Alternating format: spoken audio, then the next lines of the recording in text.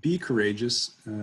It gets really scary, I think, when you go out on your own as an entrepreneur, kind of navigating the world on your own without the help of a huge corporation behind you or a big team behind you.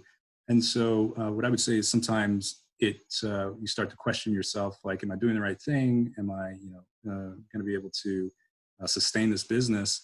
And when you get to that point in your mind, I think it's important to remind yourself of why you're doing it.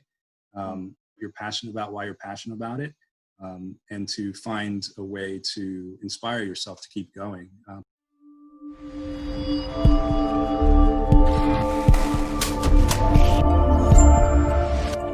Hey everyone, this is Devin Miller here with another episode of the Inventive Journey.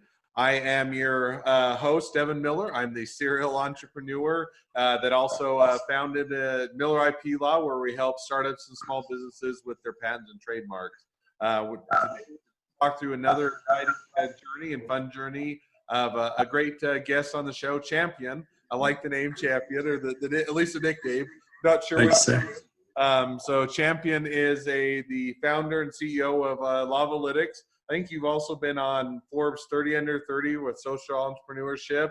And I think right now you said you're in Hawaii, which is a fun place to be. So welcome to the podcast. Yeah, thanks for having me, Devin. It's a pleasure to be here. Well, great. Why don't we'll start with your journey, and you can dive in a bit and tell us your journey, and we'll go from there. Yeah, sure. So my inventor's journey, sadly enough, actually began with heartache, I should say. Well, first of all, I started off in the entertainment industry at a company called Participant Media, where I worked on films basically that had a social impact and tried to create change in the world. And so my journey actually was in that creative space, and I've tried to kind of live in that creative space ever since then. So I did some consulting for the World Bank in digital strategy and communications, but I really found my niche in the advertising industry and the creative side of the industry. So I'm going to stop right there. So you said it started with heartache. Are you going to get to the heartache or the heartbreak? Yeah, I'm going to get to the heartache for sure. I wanted to make sure you kind of give that intro that I didn't hear. I was keep waiting for the heartache or the heartbreak to happen. I'll let you keep going, but just wanted to make sure we get there. Yeah, no, this is not the heartache part yet, but definitely get there. It's a valid lesson for all inventors.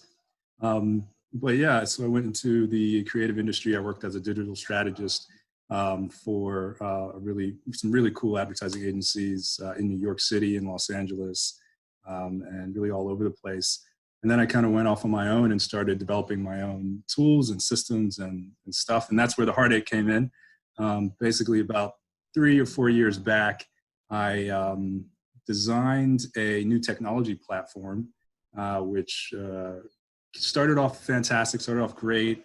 I did the build for it, developed it over the course of about a year with some developers and friends of mine, and got approached by a VC firm. And the VC firm basically stole the idea, ran with it.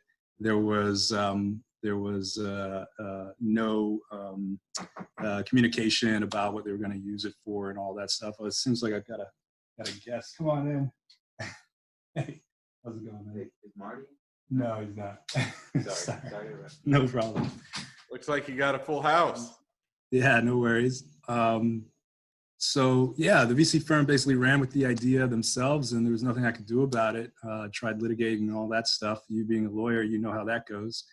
It's time-consuming and expensive, right? Exactly. I learned very quickly the need to patent your ideas, because that's how you can protect them the best. And it's really what our economy was built on, is idea patenting. And so that's when I jumped into the world of patenting. So backing up there just a little bit, so that gives us and without throwing mud on and not getting into the name of the VC. That was the VC firm, by the way. They were they were knocking, trying to figure out what's going on. They were knocking down your door to get your next great idea, right? Exactly. Yeah. So we're going to dive into that just a little bit. So was that the first interaction you had with it was back? So did you pitched to a whole bunch of VC firms? Was it the first one? Had you gone through it? Was the first interaction, or how did that go? So were you kind of new to it and they took advantage of it, or just trusted too much, or how did that go? You know what? It was actually one of those things where they approached me and, kind of offered to help develop the product. And, I was experienced by that point. I was on to my maybe second company. But yeah, I think the way that they made the approach, I was perhaps overly trusting. They kind of lied and just, but as you know, that happens all the time. And so exactly immediately after that, I decided, in order to protect myself, I got to get everything patented. I got everything trademarked, copywritten, and all that, which I had known before, but sometimes you get blindsided. So fair enough. So how did you, as you got into that process, said, okay, I've at least learned lesson of hard knocks, go through the heartbreak, see the idea taken, and say, okay, I'm going to pick myself back up.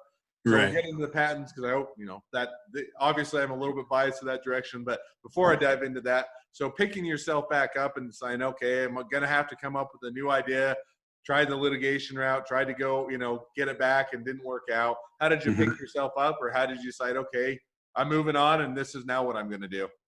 Yeah, that's a great question. I think first, you go through the 5 phases of grief and you wonder how it's possible for those types of things to happen in today's world.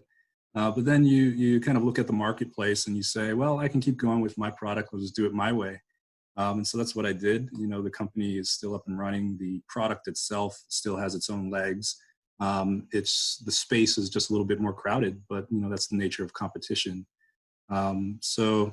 But the way that I kind of focus on new innovations and things like that is always try to look at the market with a fresh eye. And if something exists on the marketplace already, then it's probably not worth kind of stepping into. But if you be a first mover, that's great. If not, just find your niche, I would say. Okay. So you pick yourself up, you decide, okay, learn my lesson. I'm going to make sure to get these things patented, which I always recommend. You got to brush it off. Yeah. Yep. And so then you do that, you pick yourself up and say, okay, I've learned my lessons as far as the patents, which I know I come from a biased position. But I always recommend patents and trademarks. And so, but with that, you picked yourself up, said, I'm going to do my next great thing, or I'm going to build on it and I'm going to keep going, brush myself off. So then kind of where did your journey take you from there?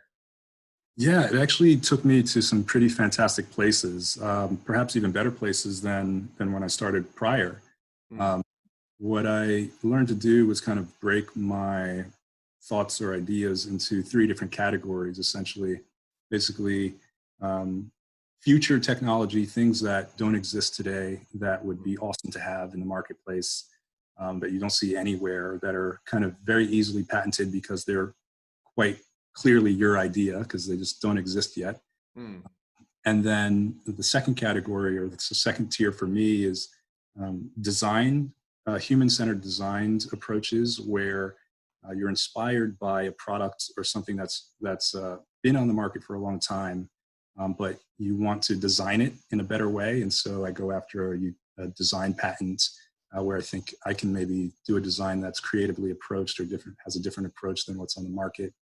And then the third tier for me is really products that are market ready, that are unique and ready to go to market. And those are, I think, the most fun because you get to not only develop the innovation or the product itself, but also in the patent itself, but also the brand and the company. And that's really what I love to do.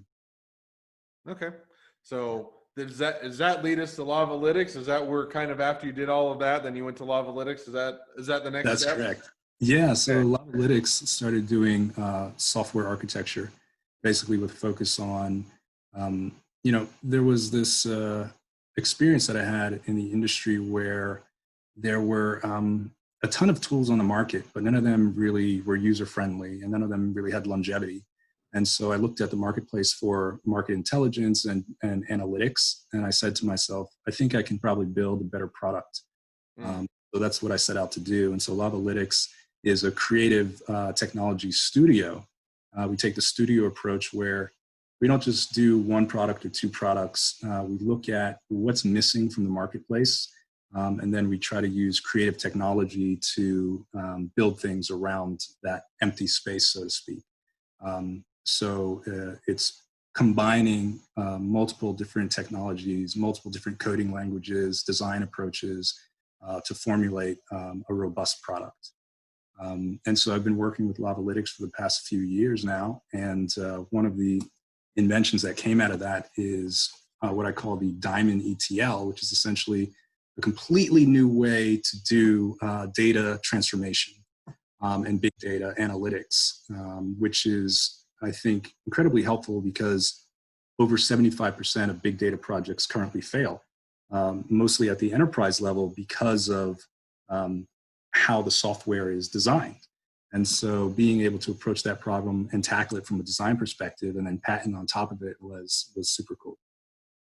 So it sounds like, if I were to reflect back, Lavalytics kind of takes almost a multi-user or groupthink approach, or at least collaborative approach, and then you identify kind of maybe niches in the marketplace or things that are either not done well or that aren't done at all, and then you take that approach in order to select your innovation and to take it to the marketplace and take that kind of that collaborative approach. Is that a fair summary?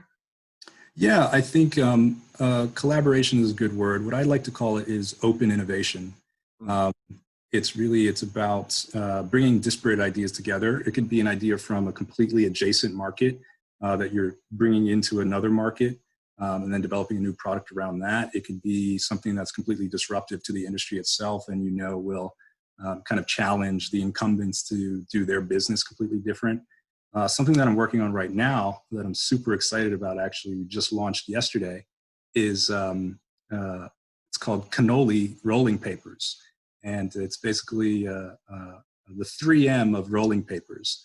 The new way to roll with whatever product you're using. You can roll it with one hand. It's adhesive, so you sprinkle the product on it.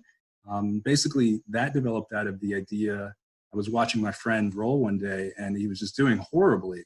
There's no way to get everything to stay compact. It was just falling all over the place. He was losing product. And so I thought, how would 3M, the company, approach this market? And that's how Cannoli rolling papers was born. And it's just a really simple way to roll and things like that. So yeah, that's an example of a product that's market ready. It's got a great brand behind it. And the idea is to actually improve the experience for consumers. That's really what I put first with all my product development, is how can this improve the consumer experience first and foremost, essentially, or customer experience first and foremost. All right. No, that's insightful and makes sense.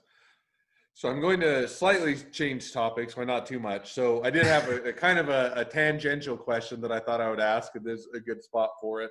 So if Forbes 30 under 30, is there, I've never checked into it enough, other than I've wondered, but I've never looked into it. Is there only 30 that are under the 30, or is it different categories, or how does Forbes 30 under 30 works, and how did you get into that, or how did you get selected for that? Yeah, sure. I think they select 30 for each category, if I'm not mistaken. I ended up in the year that I made the list was 2014, so it was a few years back now.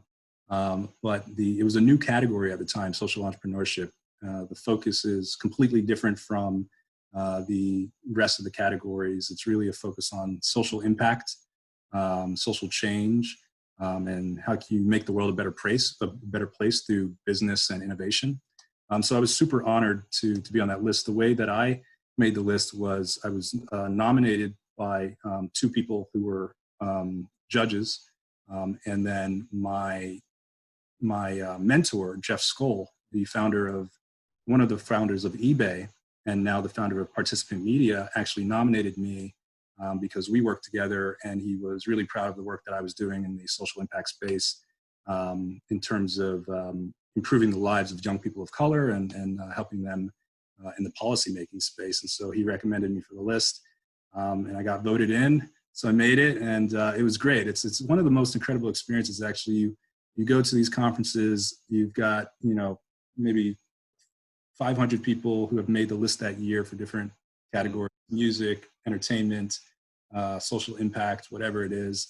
and you guys just kind of hang out and you get to kind of exchange ideas and keep people in your network, and you build an incredible network.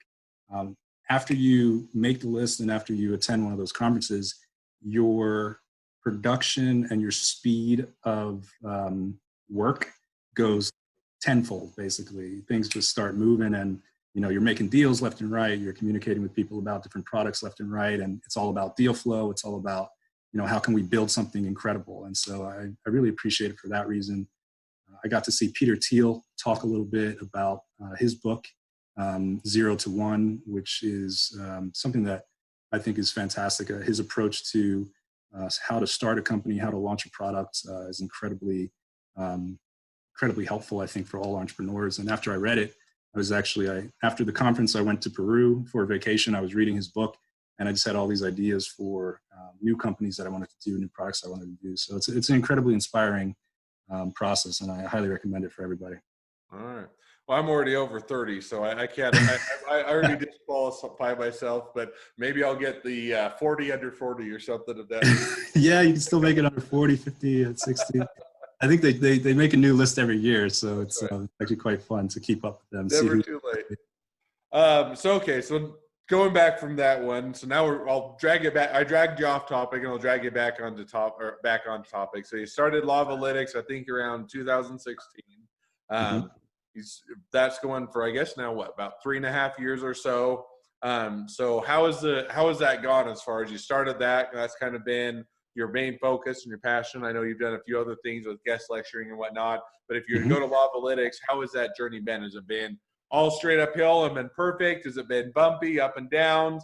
How have you, decided on your product, launched them, made your millions, everything's crashed and burned, or how did it all work out?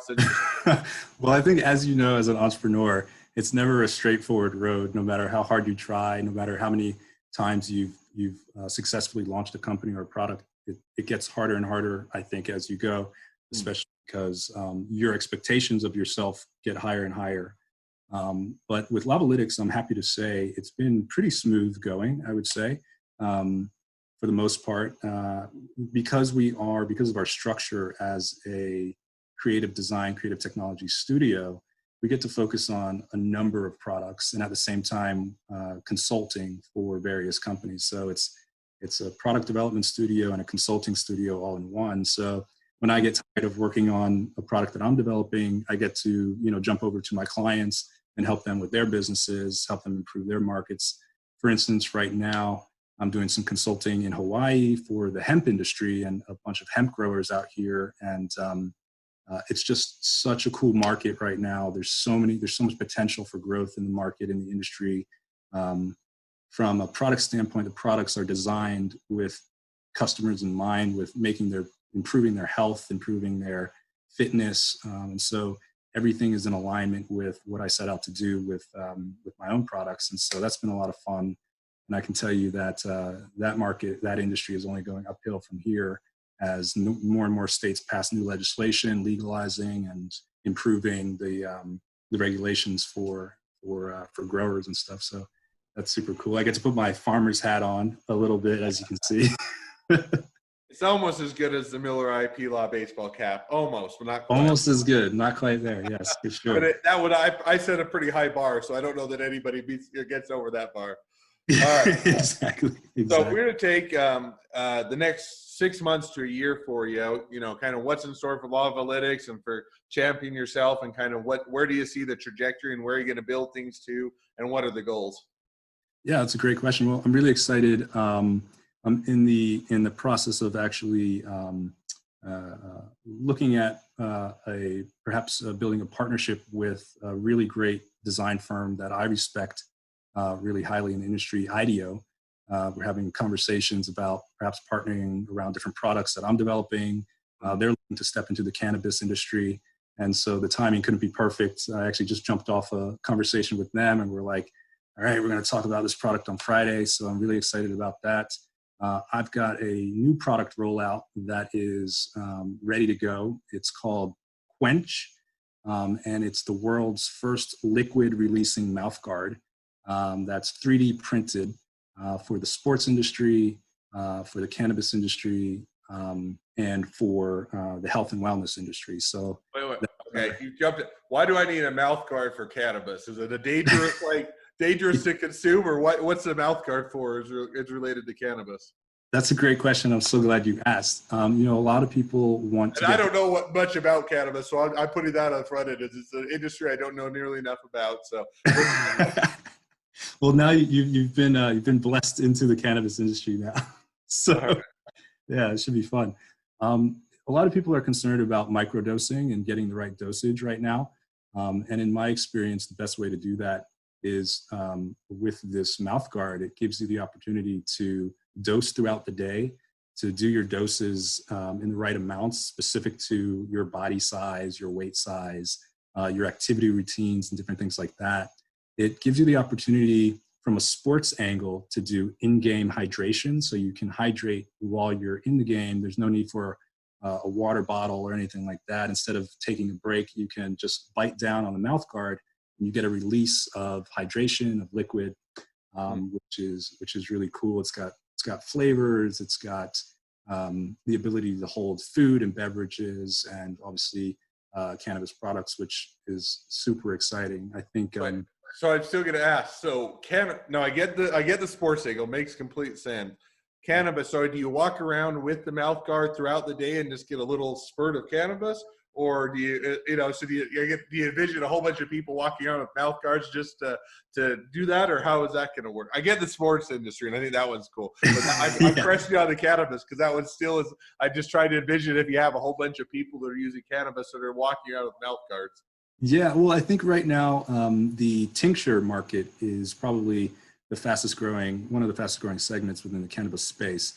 But you can't walk around with a tincture bottle. I mean, you can, but it's not really convenient. So a step up from that, if you want to go hands-free while you're driving, while you're walking, whatever you're doing, whatever your activity routine is, you just fill your mouth guard, with one of our capsules, or you kind of squirt your tincture into the mouth guard. You put it in your mouth, and you've got access to that all day without having to think about it, really. It's a bit of a step for some people, but I think once you use the product, especially if you're an athlete or if you're an enthusiast, you really start to see its benefits, and you don't even know that it's there most of the time, which is really cool. Okay, so this isn't the full sports mouth guard that I'm used to, like when I was in football, Little League football, that covered both or the bottom and the top side of your teeth, and you couldn't even talk with. Something a little different than that? It's a little different than that. The great thing is that it's 3D printed, so it's precisely designed to fit your mouth so that you continue to speak, you continue to do everything that you need to do, and then when you're ready, when you want that dose, that little kick of energy or boost of whatever, you just bite down and you've got it right there.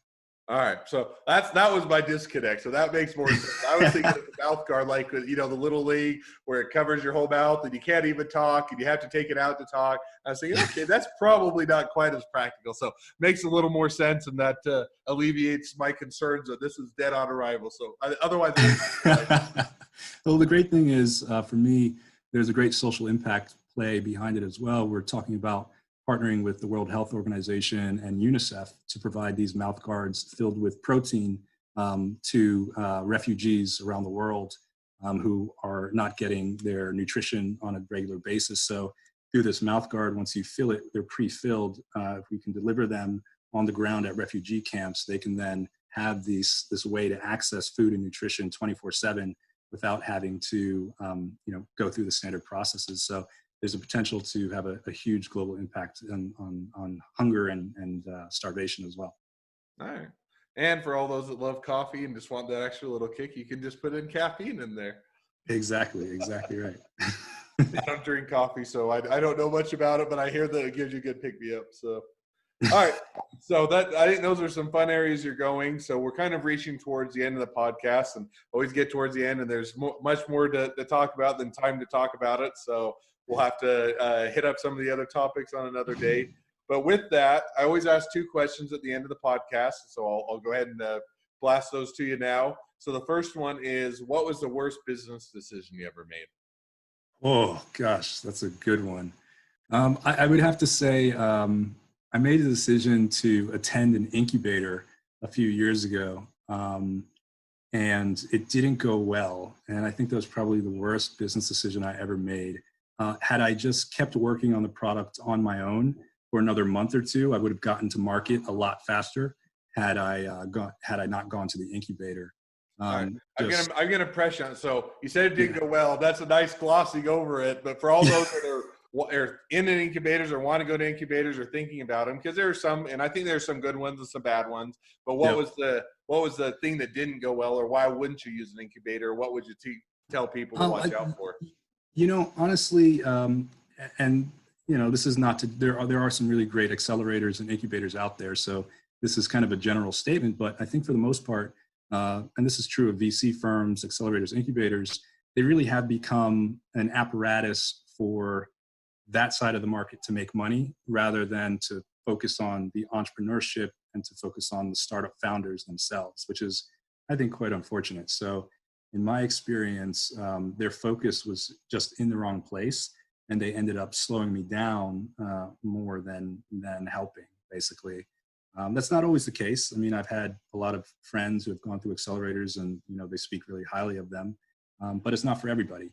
And so that experience was really not for me. And I think if you're an entrepreneur and you're thinking about attending an accelerator incubator, the best thing that you can do is talk to somebody who attended prior and get a sense from them about whether or not it's legit, whether or not they're actually going to have the right focus and help you in the right way that your company needs it at the time. All right, no, I think that's very insightful and a good lesson to learn. You have to watch out, or oxymoron in the sense that an incubator or an accelerator that slows you down is kind of, the opposite of what you're looking for. But I think that's you don't want that for sure. So be careful of the accelerators that go slow. So, all right. Second question I always ask is, so somebody that was wanting to get into a startup, wanting to get into a small business, or just made the leap and is just getting going, what would be the one piece of advice you'd give them? Oh, another good question. I would say be courageous. It gets really scary, I think, when you go out on your own as an entrepreneur, kind of navigating the world on your own without the help of a huge corporation behind you or a big team behind you. And so what I would say is sometimes you start to question yourself, like, am I doing the right thing? Am I going to be able to sustain this business? And when you get to that point in your mind, I think it's important to remind yourself of why you're doing it.